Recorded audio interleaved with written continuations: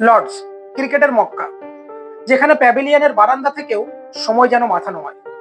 2025 সালের world test championship final ম্যাচটা কেবল দুই দলের নয়, কেবল দুই দেশের নয়, এ যেন ক্রিকেটের বুক ছেড়ে উঠে আসা সমস্ত অবমূল্যায়িত স্বপ্নের এক প্রতীকী যুদ্ধ।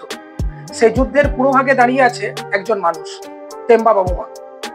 রোহিত শর্মার পর আমার দ্বিতীয় প্রিয় ক্যাপ্টেন, হয়তোবা আরো বেশি, কারণ তিনি রক্তাক্ত সংগ্রামের প্রতীক। একজন খেলোয়াড় যার রং ফর্সা নয়, গড়ন দীর্ঘ নয়, বিজ্ঞাপন মুখ বানানোর মতো চেহারাও নয়।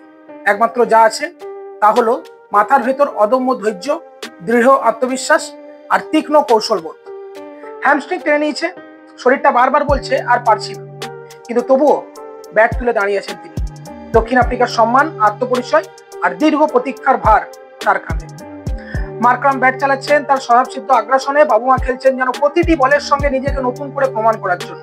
প্যাট কামিন্স, হ্যাজেলউড, স্টার্ক, এই পেস হয়ে কেবল সামলাচ্ছে না, শাসন করছে। ইতিহাস জানে লর্ডসের উইকেট ব্যাটসম্যানদের সহজে ক্ষমা করে না, কিন্তু আজ যেন পিছু মাথা নত করছে তাদের দৃঢ়তা দেখে। তাই এই ম্যাচ জয় হওয়ার আগেই হৃদয় জয় হয়ে গেছে।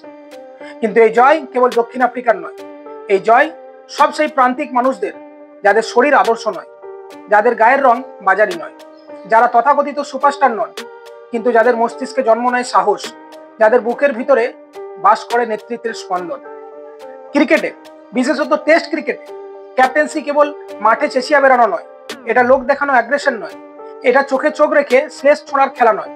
এটা একটা শিল্প, যেখানে প্রয়োজন পড়ে ধৈর্যের, বোঝাপড়ার, সেই নিঃশব্দ শান্তির যা কেবল আত্মবিশ্বাস মস্তিষ্কে বাস করে। টেম্বা বাবুমা তাই শুধুই একজন ব্যাটসম্যান নন, শুধুই একজন ক্যাপ্টেনও নন, তিনি হয়ে উঠেছেন হাজারো অন্যরকম মানুষের আশা। সত্যিকারের রাজার মতোই তিনি আরামের আসনে নয়, রক্তাক্ত যুদ্ধক্ষেত্রে নিজের রাজ্য গড়ে নেন।